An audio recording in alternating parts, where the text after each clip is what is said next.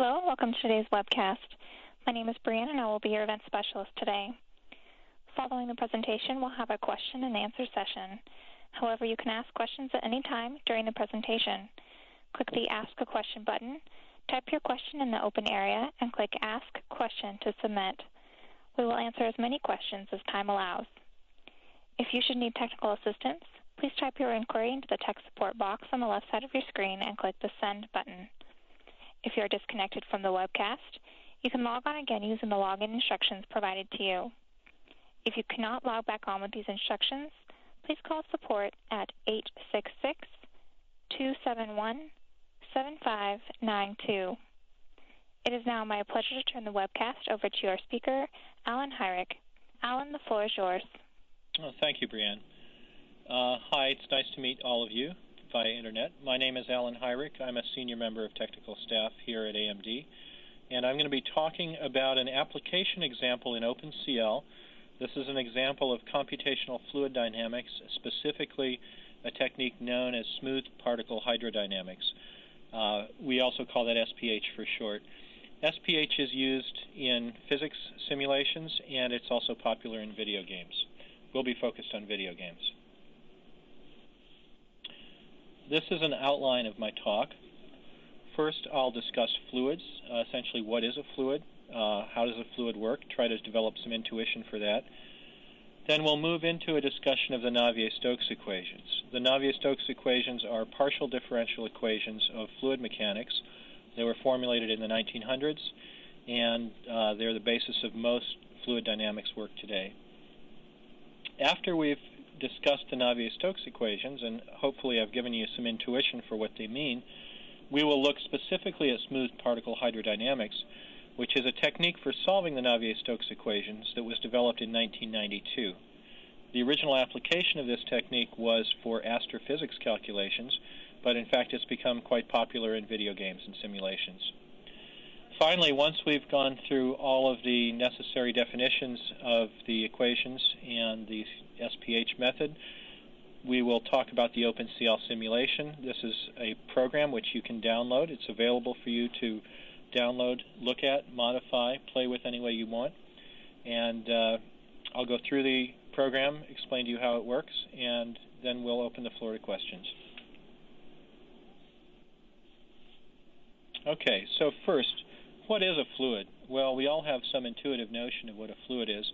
The kinds of fluids that we typically run into in real life are liquids and gases.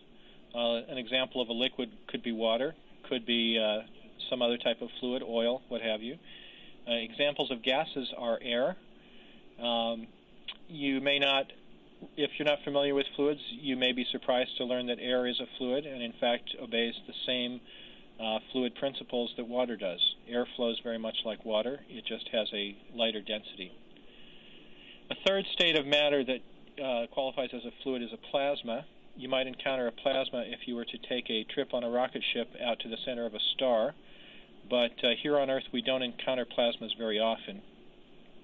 Technically, there are some other things that qualify as fluids. For example, sometimes plastic is considered a fluid that moves very, very slowly, but at a very, very slow time scale, plastic can be seen to flow in the same way that a liquid does.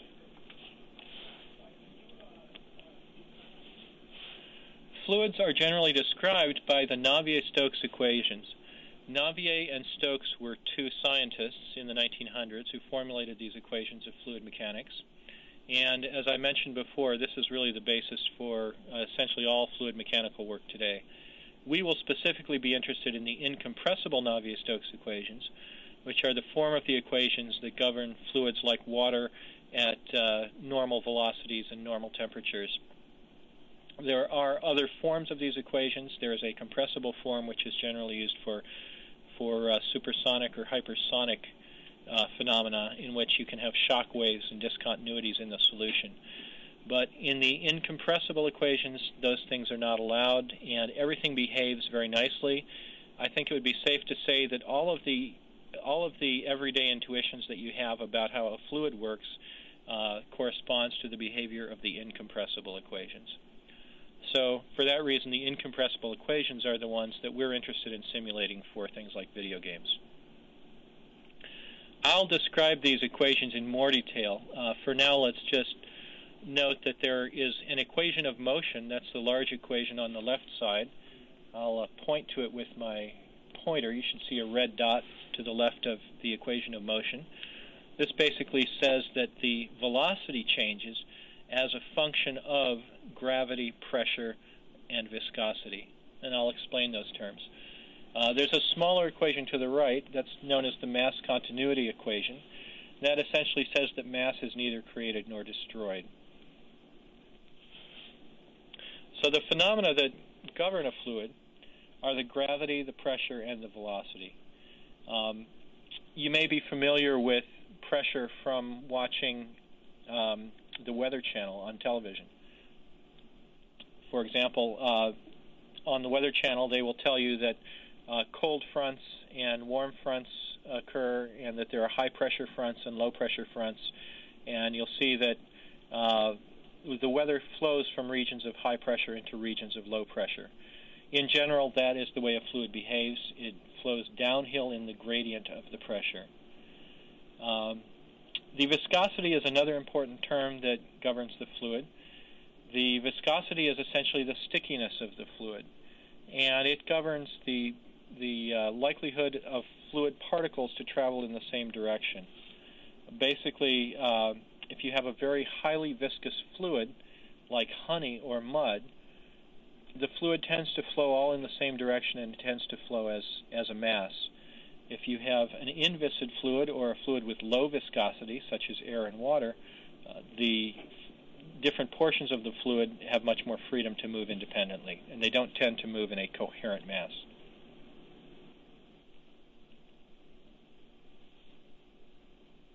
Okay, now we're going to see a short video of a fluid. Here you see fluids in a box, and you see the box released. This doesn't actually look real-time as I'm seeing it play, but in fact this was real-time when we recorded it. And this is the output of the program that you can download and play with. This is a fluid in a box, and what you'll see is that the fluid started out all bunched up together. The pressure of the fluid caused it to flow to the right, and then governed by the box and by the viscosity of the fluid, you saw waves traveling back and forth across the box. So that's the simulation, and I invite you all to take it home with you and play with it.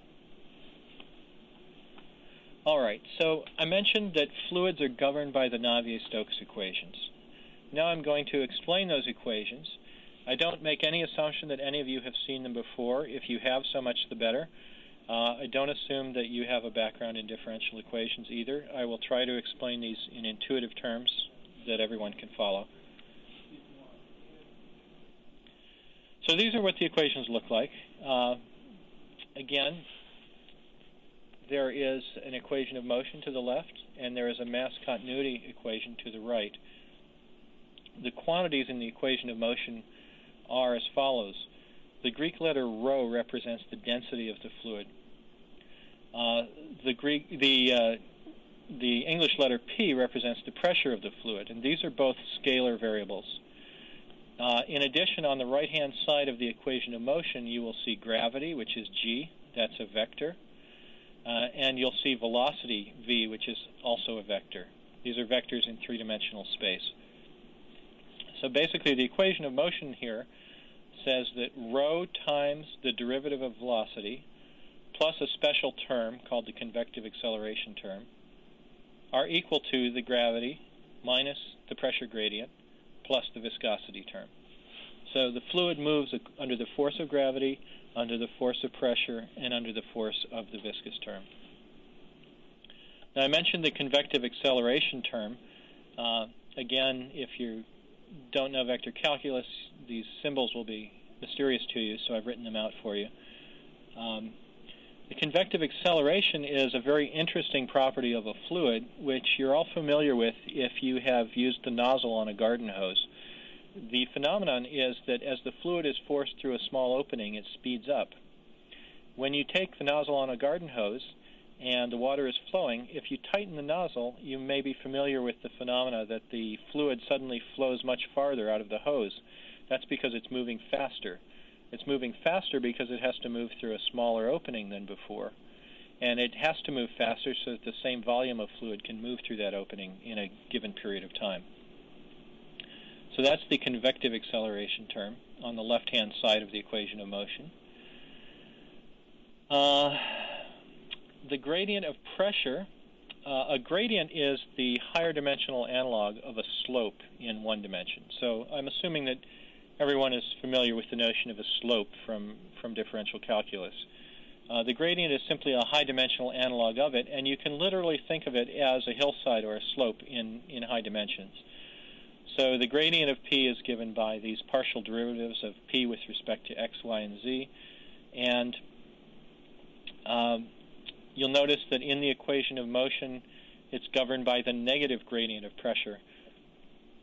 That tells us that the system as a whole moves downhill in the pressure gradient. And again, that's equivalent to saying that the system moves from a region of high pressure to a region of low pressure under its normal equations of motion. Let me point out also that P, the pressure, is defined as the difference between the actual density of the fluid at a given point and a quantity called the resting density. The resting density is the density of the fluid at equilibrium. If in a local area the density is higher than the resting density, we will have a positive pressure. Conversely, if in a given area the density is lower than the resting density, we will have a suction, a negative pressure. So that formula, P equals K times rho minus rho 0, is the formula for the pressure. K is simply a constant. It's a numerical constant. It's an artifact of computation. It doesn't have any real physical basis.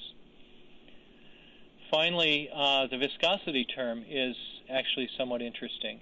So that's the last term on the right-hand side of the equation of motion. That's the Greek letter mu times del squared times of v. Del squared is a vector calculus operator. It's the Laplacian operator, or specifically the vector Laplacian, and it's written out at the bottom. Essentially, it's a vector of partial derivatives of v with respect to x, y, and z. And we'll go into more detail about how that's approximated, and I think you'll get some good intuitions for what this means. Those of you who are familiar with differential equations may know that the del squared operator is typically described as a diffusion operator. It diffuses whatever quantity it is applied to. So in this case, it's diffusing velocity, or we could say it's diffusing the momentum of the system. What this means is that effectively the system under its own natural forces will evolve to a state in which the velocity is equivalent at all locations. That's the effect of this term, the viscosity term. Okay, I also mentioned that there is a mass continuity equation. The mass continuity equation says that the divergence of velocity multiplied by the density is 0. And in the incompressible equations, density is constant. The total density is constant, so we can take that away and just say del dot v equals 0 is the mass continuity equation in the case of the incompressible equations.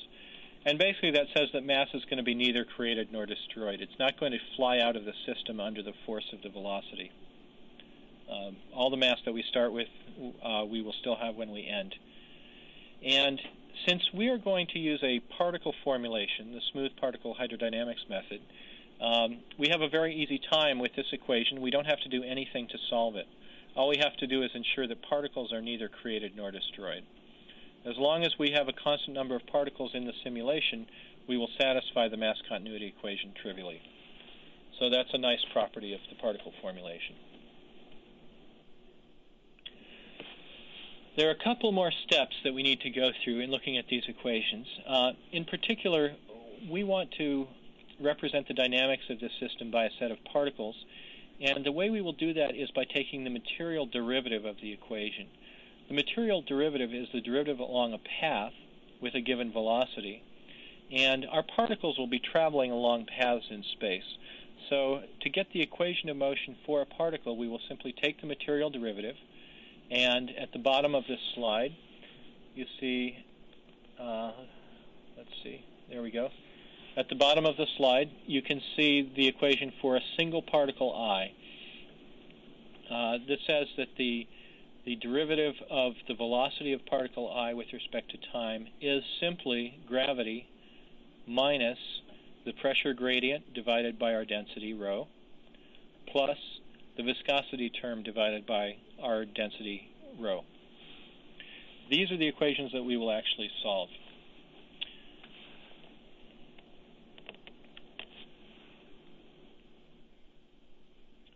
One other point, the Navier-Stokes equations are numerically sensitive to scale. We will be simulating a box of size 100 by 40 by 40 units, but in fact we have to simulate the equations at a much smaller scale or they simply don't work.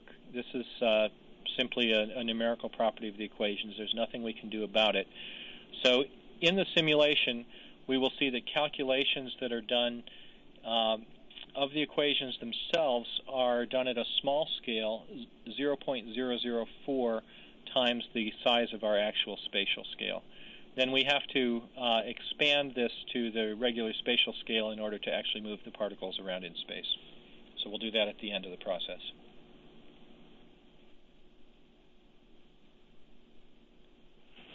Okay, so we talked about fluids.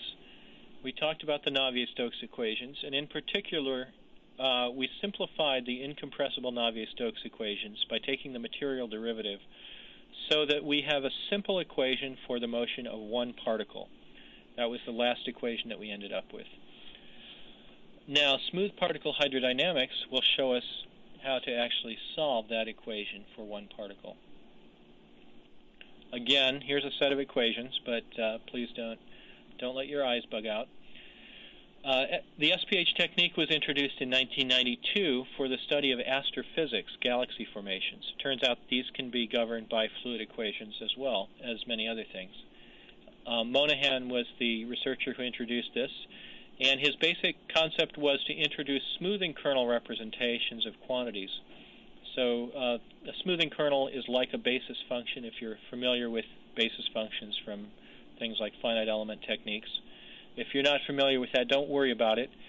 We're simply saying that we can represent any quantity by a summation of the quantity at nearby points multiplied by a weighting function, W. A smoothing kernel is the technical name for it. And W will give more strength to points that are close to us and will make points that are farther away from us have a weaker influence on us. And in fact, at points that are more than a certain distance away, W will become 0, and so those points at a distance won't affect us at all. So effectively, this is a way to evaluate a quantity by sampling a neighborhood of space and weighting points according to how close they are to our sample point. So the general expression for this is given at the top. It's the notion that a given function A of I can be approximated, well, is exactly equal to an integral of A sampled at various other points, R prime, multiplied by W. W is itself a function of a vector from R to R prime. Actually, I'm sorry, I said that backwards. From R prime to R. R prime is the location of a neighboring point, and R is the location of our point. So W depends on the vector between the 2 points, and it depends on the interaction radius h. H is the quantity that tells us how far away a particle can be before it stops interacting with us. So h is the interaction radius.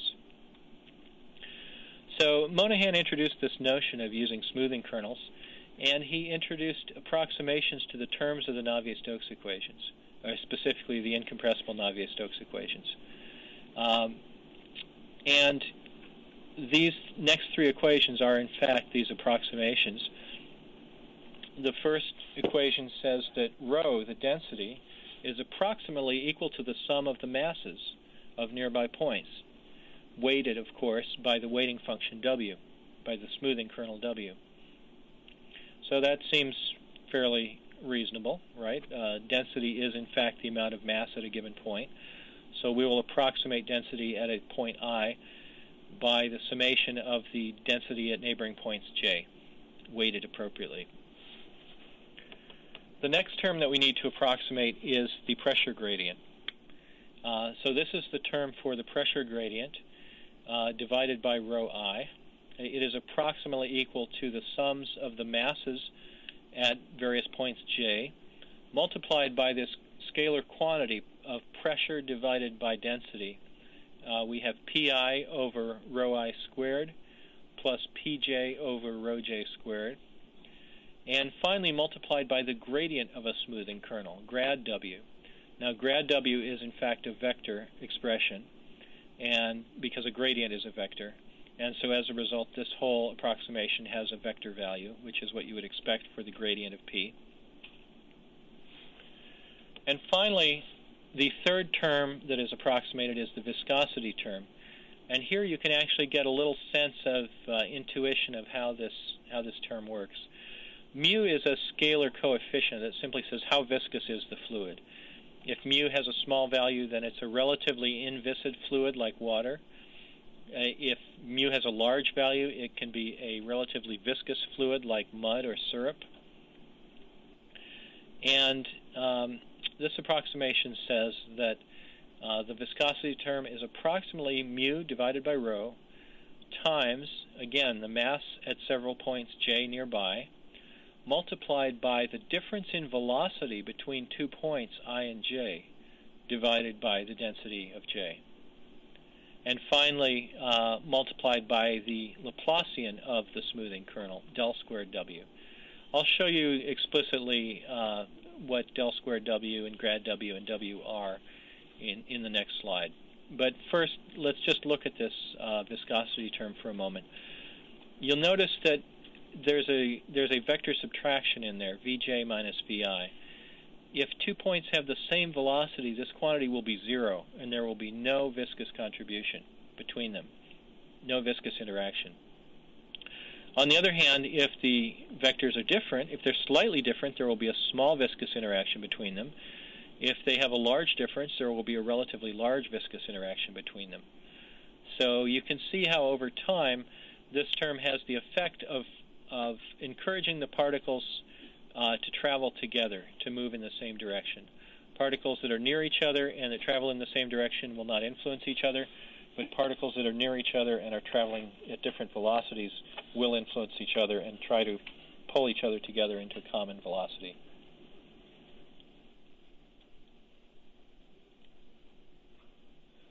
Okay, I mentioned also the smoothing kernels. There are a couple of properties that smoothing kernels have to obey. One is at the distance h from your particle, they have to drop away to 0. That's so particles that are far away do not interact with your particle. Secondly, W has to sum to 1 over a sphere of radius h. Now, there are a variety of smoothing kernels that you can use, and there has been some research about which smoothing kernels are better than others. These are the kernels that people have generally settled on for doing SPH simulations. Again, they're just funny, ugly kernels. There's not a lot of intuition to them, but you'll notice that W is a scalar value. It's this constant coefficient multiplied by h squared minus the distance between R and RB. Again, I've changed notation here slightly, so I apologize. This is the same as R and RJ in the previous slide. So in other words, what you see in W is these coefficients times h squared minus the distance between 2 points squared, and then that quantity is cubed. Similarly, for grad W, you see the distance between the 2 points, h minus the distance between the 2 points, and that quantity is squared. And then it's multiplied by a vector quantity, which is the vector between the 2 points normalized. So that's a vector expression. Finally, the Laplacian of W is a scalar expression, and you'll see it's simply a coefficient times h minus the distance between the 2 points. So again, there's no deep intuition to be gained here, but these have good numerical properties, and they've been shown in practice to be good to use for SPH. So let's put it all together. This slide is really the key slide for understanding the physics of the program.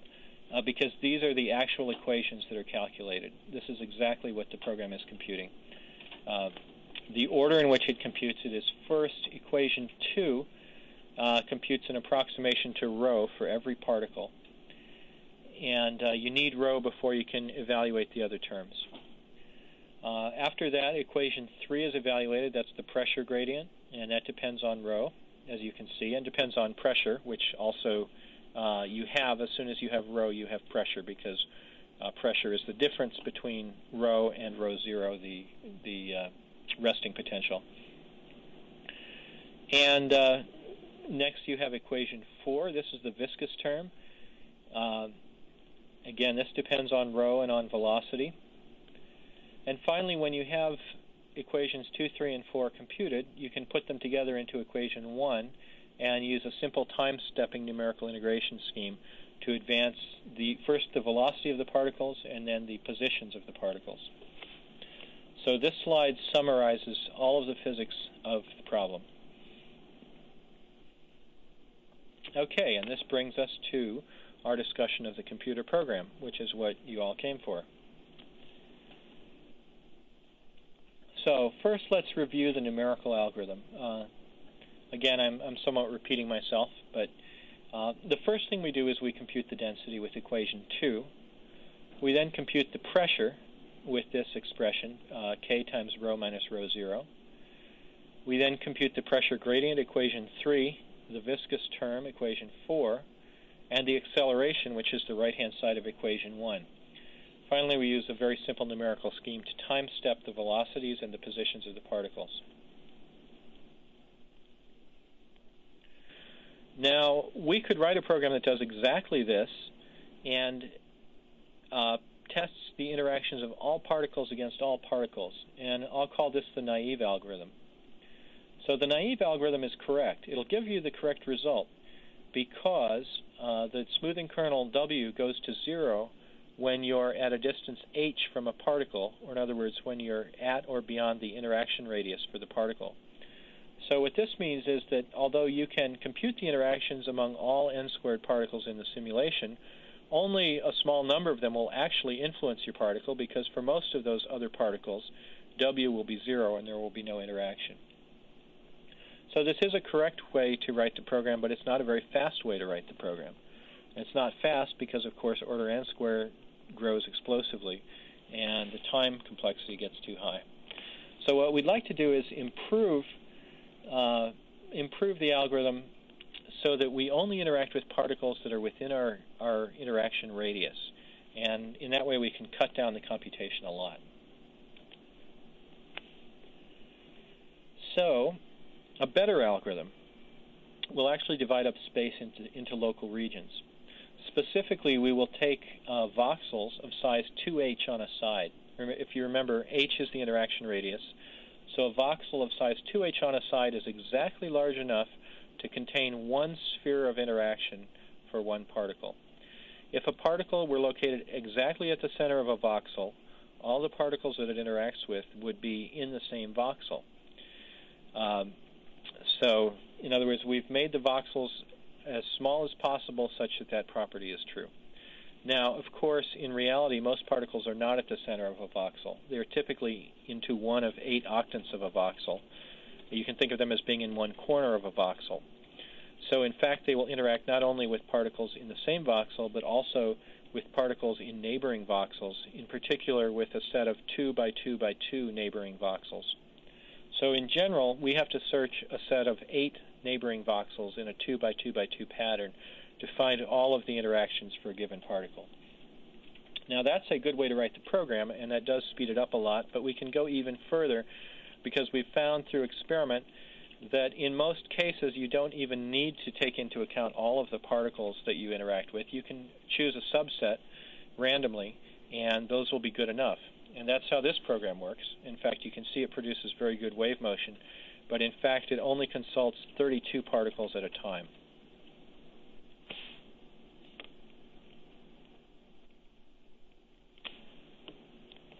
Okay, so here's what the good algorithm looks like, the final algorithm. First, organize the particles into voxels. Second, compute a spatial index from voxels to particles so that we can say where are the particles in voxel number 29, let's say. Then for every particle, we simply examine a local region of 2 by 2 by 2 voxels using the spatial index to look up the particles that we're going to examine. And we only compute interactions with 32 particles. 32 is an empirical number that was found to work through experience. We've tried it with 16 and with 8, and you can actually get some reasonable-looking results in those cases as well, although it's kind of hard to believe that with as few as 8 particles you would actually get good coherent behavior. But it seems to work. However, 32 seems to be better. So the number is somewhat arbitrary and was found experimentally. All right, now let me mention another point. This is a bit of a digression, but it's an important point for anyone trying to write a high-performance simulation. Interop is a feature that allows OpenCL to share its data buffers with a graphics system, in particular with DirectX or with OpenGL. It's important to do this because the simulation data is on the GPU in a GPU buffer, and we'd like to render directly from that GPU buffer. Interop allows us to do this. The alternative, if we did not have interop, would be that we would have to copy the GPU buffer. We would have to copy the data from the GPU buffer over to host memory, which takes time. And then we'd have to copy it again from host memory into the graphics memory, which also takes time. So it's expensive to transfer the data this way, and it's a complete waste of time. So it's desirable to use interop so that you can use one buffer. This also saves you space on in your graphics memory as well. I'm going to show you the modifications to your OpenCL initialization that are required to use interop. Unfortunately, I have to tell you that due to the limitations of time, we did not get interop working in this program. So I'm going to show you code that's in the program, but in fact, if you were to explore internally, you'll discover that the program is not using interop. It actually is doing this expensive round trip of copying the data back and forth to the host memory. And as a result, it runs slower than it needs to. So the first thing you need to do is include an appropriate file that contains the interop constructs. We wrote the graphics for this program in D3D10. So we include a file called cl-d3d10.h right after we include cl.hpp. In this program, we're using cl.hpp, which is the OpenCL C++ bindings. So we include the appropriate interop file, and we also have to define useDXinterop in order to enable interop. The second thing that we have to do is we have to create our context differently. So this is an example of the code for creating a D3D10 interop context. You're familiar from your other OpenCL examples with creating a context. You have to set up an array of context properties and then pass that into the context creation. In this case, these are the properties that we pass in. Property 0 is a constant, which indicates that we're using the D3D interop. Property 1 is, in fact, the D3D10 device, a pointer to it. Property 2 is, and 3 are these quantities, as you can see. And then you pass those into the context. Again, you'll find that this is implemented in the code that you have, but you'll find that despite that, the code is actually passing the buffers back and forth. Okay, that was the end of that digression. I just wanted to mention it because it was important. So let's talk about our program. The OpenCL simulation will use a set of buffers on the GPU. We'll have buffers for the position, velocity, and acceleration of the particles. And all of these are float 4s. In reality, they are only float 3s, but we'll use float 4s because that's a better data type for the hardware, and also because there are places in the program where it's useful to use that fourth field to hold some extra data. Secondly, we'll have a buffer called particle index. Now, this will be used in sorting. We'll have to sort the particles in order to organize them into voxels. And the particle index is actually the buffer that gets sorted by our sorting routine. Our sorting routine sorts key value pairs, and the particle index will contain key value pairs. So this is necessary because the sorting routine doesn't actually sort the data itself. We have to rearrange the data following the sort according to the sorted result of the key value pairs. Sorted position and sorted velocity will correspond to the position and velocity after they've been sorted, and again, those are float 4s. Then we need an index into the data structure, the voxel data structure, and we'll call that the grid cell index. And in fact, we have two versions of it, the grid cell index and the grid cell index fixed up. And these are essentially the same data structure in two different states of construction. Finally, there's another buffer which I omitted to mention here called the neighbor map. We will go and explicitly make a map of the 32 neighbors that we want each particle to interact with. As far as kernels go, there are 9 kernels. The first kernel is called hash particles, and that actually associates a particle with a voxel. Then sort and sort postpass accomplish a sort of the particles so that they are now organized into voxels. Now once they're organized into voxels, we have to construct the spatial index, the grid cell index, and that's done by the kernels called index and index postpass. You'll notice that index has 2 x's, and that's because index with a single x is a reserved word in OpenCL. Next, we will decide which neighbors we want to have interacting, and that's the find neighbors kernel. And finally, once we've done that, we're ready to compute the physics. And we've talked already about the steps in computing the physics, and the kernels for this are compute density pressure, compute acceleration, and finally integrate. So let's just rehash this again in light of our final algorithm. First, we organize the particles into voxels, and that's hash particles, sort, and sort postpass. Then we construct a spatial index from voxels to particles. That's index and index postpass. Then for every particle, we examine a local region of 2 by 2 by 2 voxels, and that's accomplished with find neighbors. And finally, we compute the interactions and the physics, and that's the last 3 kernels there: compute density pressure, compute acceleration, and integrate.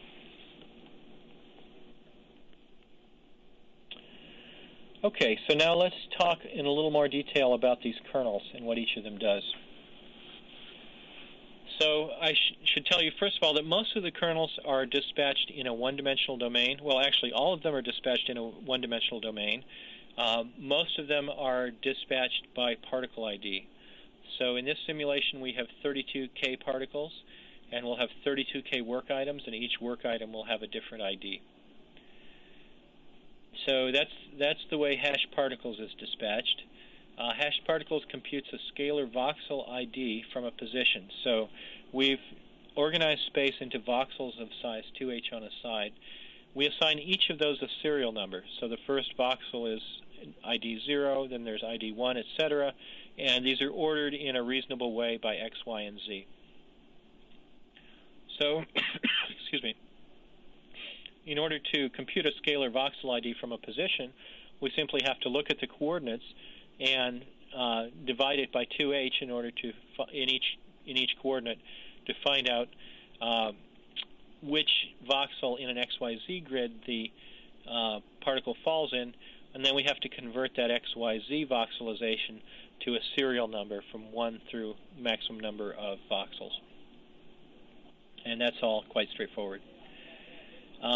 We do store the voxel ID in position.w. This turns out to be useful later in find neighbors and other functions that want to know what voxel a particle lives in. And finally, we write a key value pair to particle index for every voxel. So the key value pair are the voxel ID, that's the key, and the global ID, which is the particle ID, that's the value. Now that's the data that we are actually going to sort. So next we call a sort function. The sort is actually a radix sort, which runs only on the GPU. So in the CPU version of the code, or that's the debug version of the code, it will actually call qsort on the CPU. But radix sort works very fast on the GPU, and it sorts these key value pairs and writes them out. So now that we have the sorted key value pairs, now we have to rewrite the position and velocity data in the order of the sort. So that's what sort postpass does. The sort postpass kernel reads an element of particle index, reads the corresponding elements of position and velocity, and writes them out to their new positions.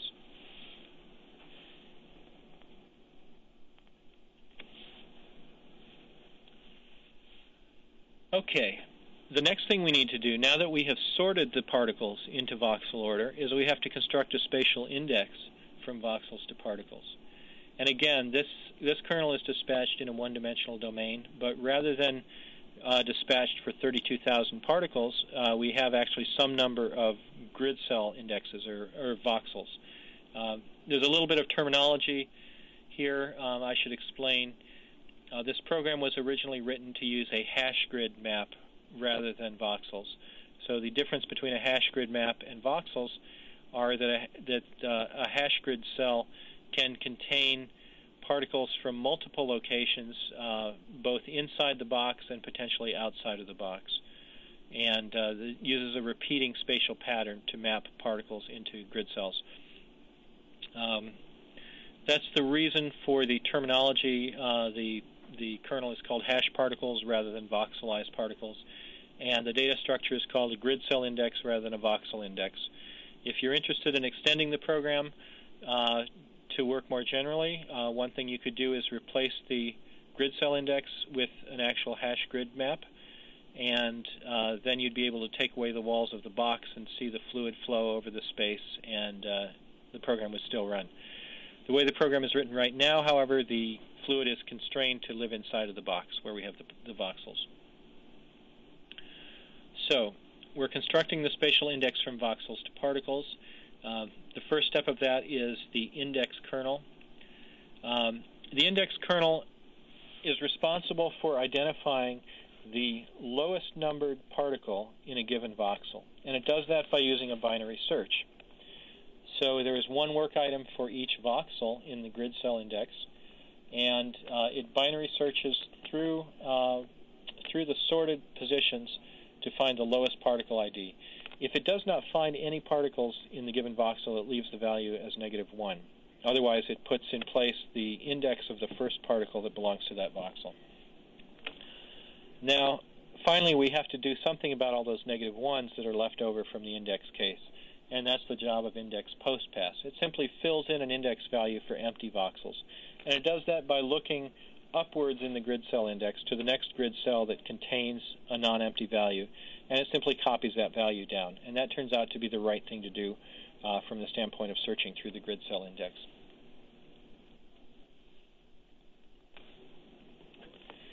Okay, so now we've built our data structures. We can construct a neighbor map by examining the local region of 2 by 2 by 2 voxels that surround each particle.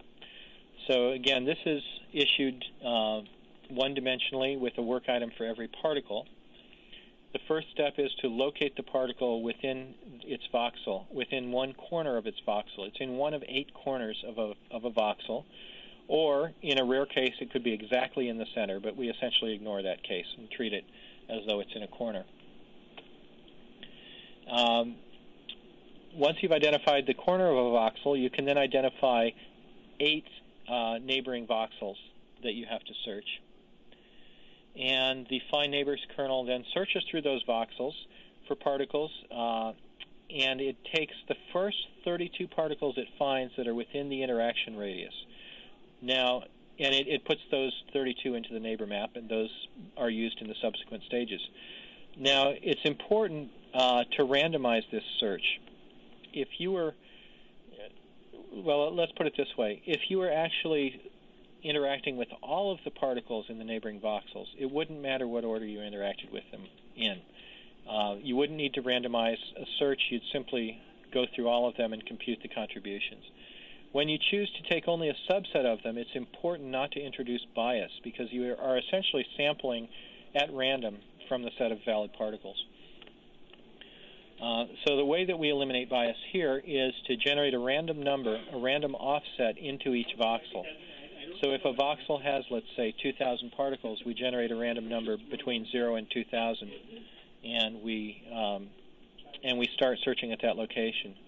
We then search adjacent particles until we found 32 that are within the interaction radius. Now, we found through experience that you also have to alternate the direction of the search, sometimes searching upwards, other times searching downwards, and always wrapping around when you reach a voxel boundary. We found that if we didn't randomize the search in this way, there would be very visible bias in the results.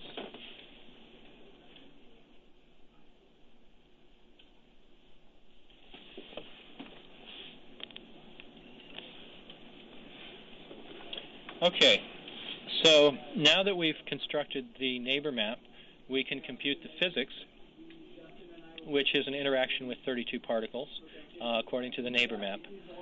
So again, we've gone over this before, so just to repeat, we first compute equation 2, which gives us the density and the pressure approximations. We then compute equations 3 and 4 to compute the acceleration terms, and then we put those all together to compute the total acceleration, which is the combination of equations 2, 3, and 4. Finally, we do a very simple numerical integration step to advance the velocity. The velocity is velocity plus time step times acceleration. And then we advance the position similarly. Position is position plus time step times velocity. And finally, we have to enforce some boundary conditions to prevent the particles from escaping from the box. And you can look at the code if you want to see how that works. Okay, so this brings us to our summary. And again, let me encourage you to download the source code and play with it and read it if you want more insight. Summary, we talked about fluids, and we talked about the forces that govern fluids, primarily the pressure and velocity. Then we talked about the Navier-Stokes equations, which are partial differential equations that describe the behavior of the fluids. Specifically, we used the incompressible equations, and we took the material derivative of the incompressible equations in order to get equations of motion for an individual particle traveling along a path. We then reviewed smooth particle hydrodynamics, which was an innovation in 1992 of a new way to solve the incompressible equations. And finally, we talked about the OpenCL simulation itself, the structure of the program and the kernels. So at this point, I'd like to open it up to questions. We have a fair amount of time, so I'm happy to answer as many questions as you want to ask. Okay, there was one question that was asked earlier when we were talking about methods of solving Navier-Stokes equations. It said, is there other slow method of resolving this equation? I'm going to sort of guess at exactly what you're trying to ask. This was the point where we were talking about the n-squared method of solving the equations. There are plenty of slow methods of solving the Navier-Stokes equations. In fact, most methods of solving the Navier-Stokes equations are slow. It's a very time-consuming process. But whether they are optimal or not is another question. In fact, most fluid dynamics simulations are not real-time. And the majority of simulations are computed on grids rather than with particles. And typically these grid-based simulations can be very high resolution and can take a lot of time to resolve. So yes, there are lots of slow methods of solving these equations, but slow doesn't necessarily mean good. So if that did not get at the gist of your question, please feel free to ask another question, and I will try to answer them. Okay. Here's another question. In an incompressible fluid, shouldn't the density be a constant across the volume? The total density will be the same across the volume in an incompressible fluid. Locally, though, the density can vary. The fact that the total density is constant, in fact, is what allows us to simplify the mass continuity equation, which you may remember from the introduction. But locally, we can have density variations, and that's what gives rise to pressure waves.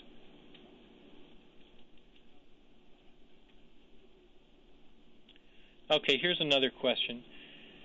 Have we tried implicit update instead of explicit update of forces? So that's a very good question. In general, when you numerically integrate something, you have a choice of doing it explicitly or implicitly. What this means is that explicit well, so the trade-offs are that explicit methods are fairly easy to code up, and they're of the form that I showed you. Implicit methods generally involve inverting a matrix or solving a set of equations that are defined implicitly. So smooth particle hydrodynamics is not an implicit method. It is an explicit method, although the numerical integration actually is semi-implicit in that, let me go back a slide or so and show you the actual update step. Yeah, if you look at the bottom here, you'll see that first we integrate velocity to its new position before using velocity to update position. I'm sorry, I said that wrong. First we integrate velocity to its new value by saying v equals v plus dt times a. And then we use that new value of v to update the position. So although the update of velocity is explicit here, the update of position is called semi-implicit because we're actually using the value of velocity at the next time step. I think that's probably enough about that. That's a very good question and very insightful. Okay, so we have another question here. Let's see if I can read it. Is there any difference between using float or double? What did you use? Okay, this simulation is in float, and the reason for that is performance. Float runs approximately twice as fast as double, and that's the only reason. Now, if you cared about very high fidelity simulations and high accuracy, you would want to use double, and that would work just fine. You would need to use float 8s instead of float 4s, but I think that would be the only difference. Okay, here's another question. Can this algorithm be run on multiple GPUs? This program has not been parallelized for multiple GPUs, but this algorithm certainly can be run on multiple GPUs. In fact, it would be a fairly straightforward example of spatial partitioning. You would divide the well, actually that's a good question. There are two ways you could parallelize this. You could parallelize this by dividing space and assigning a subset of space to each GPU, but that would lead to cases in which all the particles might be on one GPU, and that would run slowly while the others would be imbalanced and run very quickly. Another way to do it is to parallelize the particles themselves, and then you could get an even distribution of work on each GPU, but you would have greatly increased communication requirements between the GPUs. So that would be an interesting problem to work on, to look at those trade-offs and figure out what's the best way to partition the work. Probably partitioning by voxels would make the most sense. But the algorithm itself is entirely orthogonal to the question of whether you're running it in parallel or not. This is a very parallelizable algorithm. Okay, another question. Does interop have any gains when working with multiple GPUs? Well, so interop is something that works within a single GPU, and it has a substantial gain in that you don't have to transfer data back and forth to host memory so that GPU can do both graphics and computing on it. If you have multiple GPUs, nothing changes. You would still prefer to use interop on these multiple GPUs, but it does not provide any sharing of data between the GPUs, if that was the sense of the question. You would still be left entirely on your own to transfer any data that has to be transferred between the GPUs.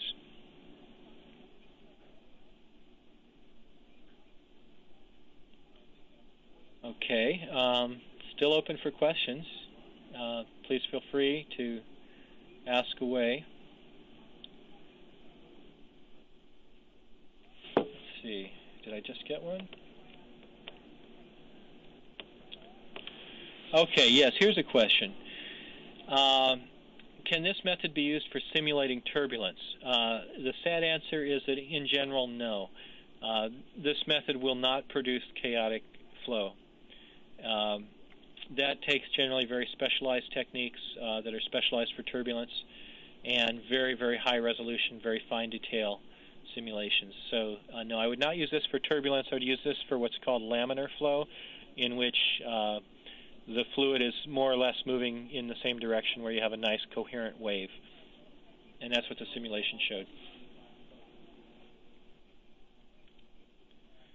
Okay, is there any practical maximum to the number of particles in the simulation? Well, There must be a maximum, although we have not tried to hit it. My guess is it would be somewhere around 500,000 particles. At that point, I think you would run out of graphics memory for holding the data. So that would be the practical limit. The other limit, of course, is that if you want to run in real time, typically you want to stay at about 32K or 64K particles on a pretty strong GPU like an AMD 5870 class GPU. I can tell you that on that class of GPU, with a good AMD CPU, this simulation runs in real time at 32K particles. So that would be the other practical limitation, is if you care about the performance rate.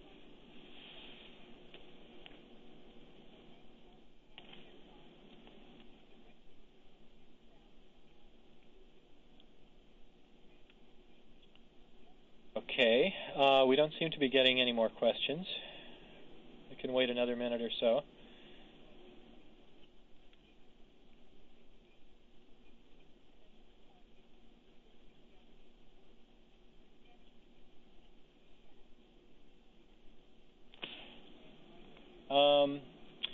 Okay, actually one other question which was asked in a previous session I'll touch on.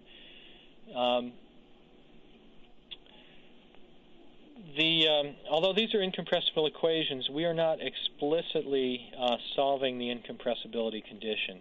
So those of you who are fluid dynamicists might recognize that if you truly want incompressible behavior, you have to also do something to minimize the density distribution.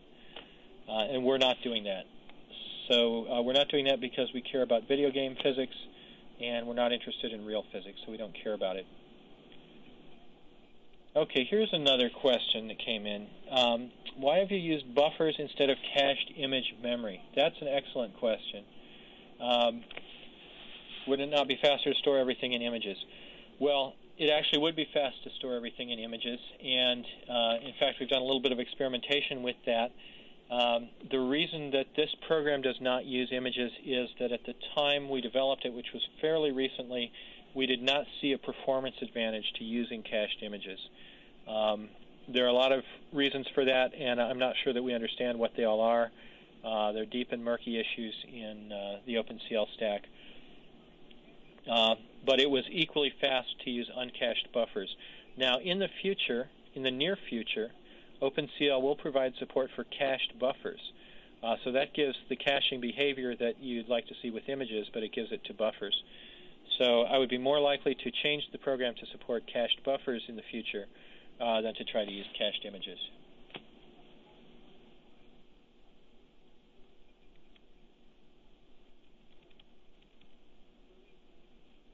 Okay, let's see. Any more questions? Okay, it doesn't seem like we have any more questions, so I think it's time to wrap up. Thank you all for listening to me. I hope you got something valuable out of this, and please feel free to download the program and play with it. And you can use it in any way you want. You can modify it, redistribute it, whatever. There's no limitations to it. Okay, thank you very much. Thank you again for joining us. The recording of this webinar will be made available to you. This concludes the presentation. You may now disconnect.